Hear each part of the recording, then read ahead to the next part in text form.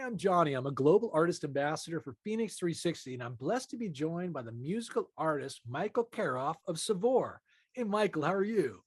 I'm doing fine, Johnny. Thanks. All right, man. Thanks for being with me. I appreciate you. And I'm looking forward to sharing some of your music, Michael, with our audience.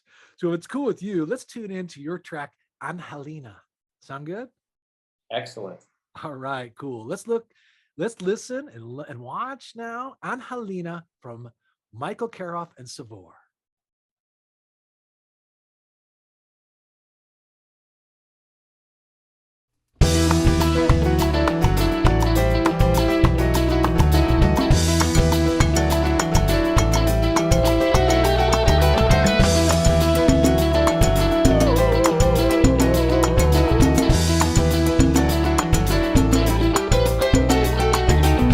Lo tengo todo, sí, mi vida brilla como el sol.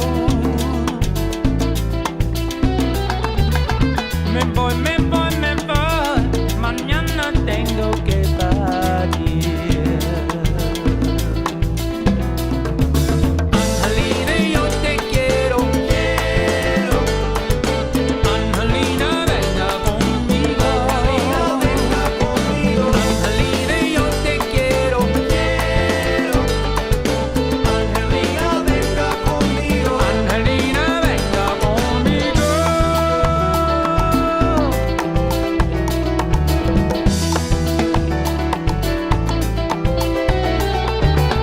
Me voy, baila, canta y disfruta. Es el mismo lugar, me siento raro, yo no sé. Apenas yo la vi, entonces nada es igual. Bailando comprendí, sin ella no puedo vivir. Hey, Michael, sweet and great to share with everybody, and thank you for that. Now, listen, I'm interested in learning about you and how you actually got the band together and became a musical artist. Where are you from, and if you could give me some highlights of that journey. Wow, it's been quite a journey, Johnny. From I started playing guitar when I was 10 years old, so I've been in a lot of bands. But this latest one, SAVOR, came about because I'd been playing with a three-piece instrumental band, which as a guitar player is very challenging. You got to play melody and harmony all at the same time. And Right. so it was a great way to stretch my chops in my writing. But I had been falling in love with Latin music for a long time, and I really wanted to write that stuff. I could not get that sound out of the band I was in. So I sat down with somebody, some musician, I don't even remember who, and he said, "Why don't you start a Santana tribute band? Then you'll have the right players." And my reaction was, "That's the dumbest idea I've ever heard." You Okay. know, at that time, especially, musicians were very snooty about tribute bands. It's just not Right. something. So, but the more I thought about it, the more sense it made. And I thought, let me do that. I'll start I'll get the Santana tribute band like it was easy. Like I'll get $1 million. Right. Yeah. Yeah. So two things happened in doing that. One is I achieved my goal, which was I got the musicians together. We spent a lot of time arranging my songs and recording them, and I finally got to put out the album I had wanted to. At the Cool. same time, I was very surprised by how fun it was to play Santana's music in front of audiences. I bet. Almost everybody liked Santana, and that was quite a new experience for me. So I learned a lot from both aspects of it, and that was great.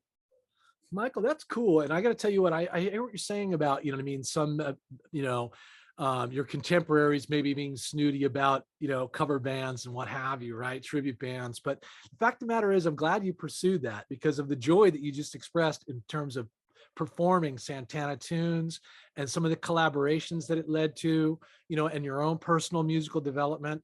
Is really kind of inspiring, and speaking of which, with all the different kinds of band members you've had over the years and kind of exchanging partners, etc.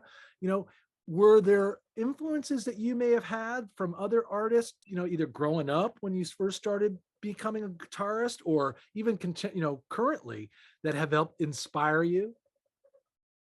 The list is so broad you wouldn't believe it. No, I wouldn't believe it. I grew up with a father who loved all kinds of music. So in one day, we might start the morning with a Shostakovich piano concerto, move into a Miles Davis album, and then end with Jimi Hendrix, Are You Experienced? That's the kind of taste he had, and he passed that on to me. So I like everything. I mean, one of my favorite bands in the world is ABBA. I think they absolutely rock the pop song. So, but as a guitar player, there are 3 players that especially influenced me, and 2 of them are probably not known. They're not household names. One of them is John McLaughlin, who was a number of things he was in, but one of them was the Mahavishnu Orchestra. One of them is Jeff Beck, who all guitar players know as the guy. Yeah. And then the third is Neil Schon from Journey, who coincidentally had a connection with Santana because he played in the band for a while when he was very young. But I go back and I listen to some of those guys, especially Neil Schon, when I was arranging the songs, because that's the hardest part for me. Writing I can knock out. Arranging is tough. I would struggle and do this, do that, and then I would go back and listen to Journey stuff and go, oh, okay, let me pull back, highlight the melody, and make it strong. That will work. Okay. You know, Michael, it's interesting. You know, I love the influences that you mentioned, Beck and Journey, and some of these other artists. You know, as far as inspiring you, and some of the kind of like, you know, the bar in terms of where it's been set. You know, as a guitarist, and you know, and trying to, in a way, aspire your own development to these artists that have these great personalities and also just incredible, you know, performers.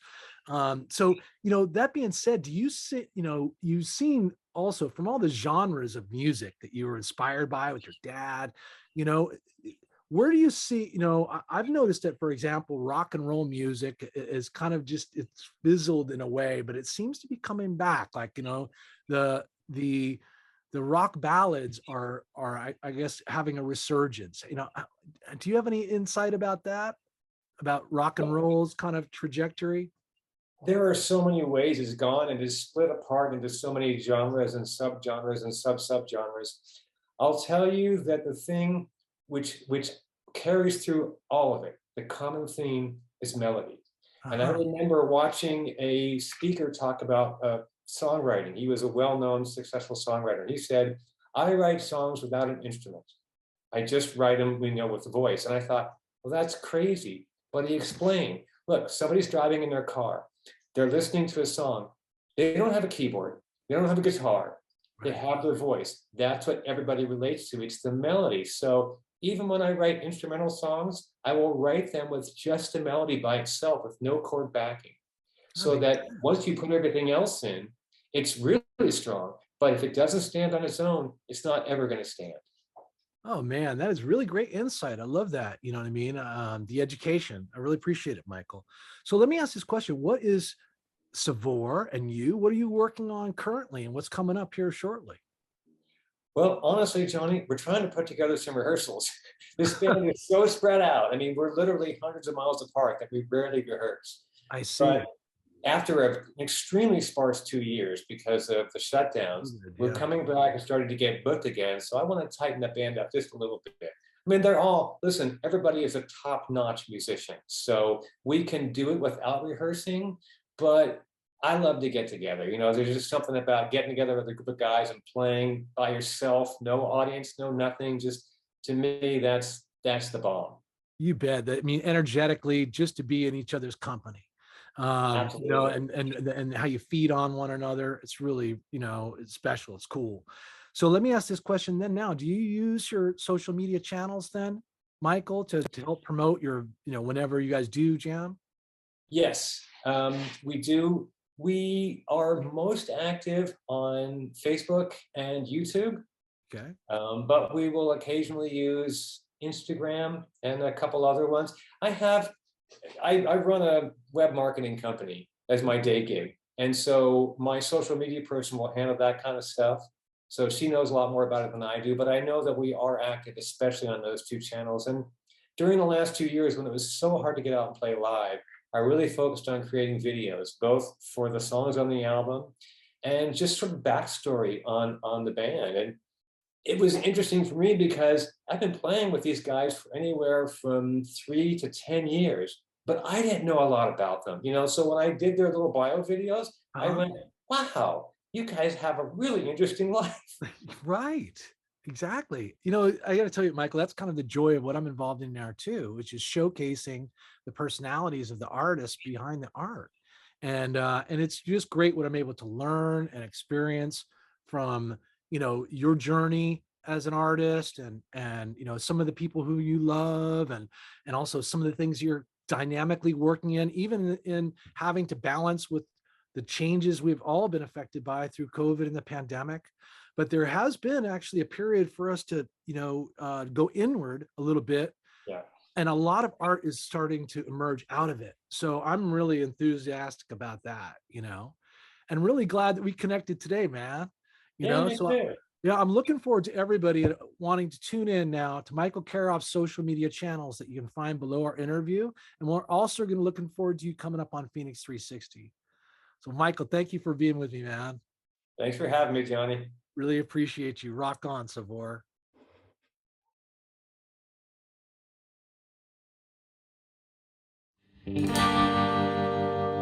Moviéndote, moviéndote, gózalo, moviéndote.